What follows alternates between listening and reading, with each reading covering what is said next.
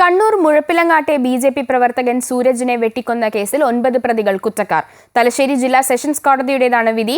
10ാം പ്രതിയെ കോടതി വെറുതെ വിട്ടു.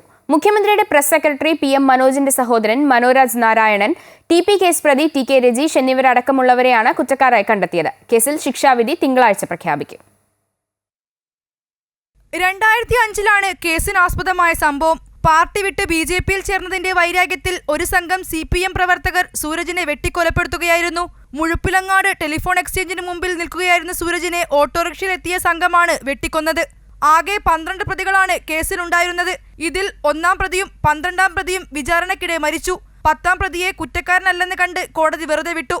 മുഖ്യമന്ത്രിയുടെ പ്രസ് സെക്രട്ടറി PM മനോജിന്റെ സഹോദരൻ മനോരാജ് നാരായണൻ, TP കേസ് പ്രതി TK Rajeesh, NV Yogesh, K Shamjith, N Sajeevan എന്നിവരാണ് കൊലപാതകത്തിൽ നേരിട്ട് പങ്കുള്ളതായി കോടതി കണ്ടെത്തിയത്.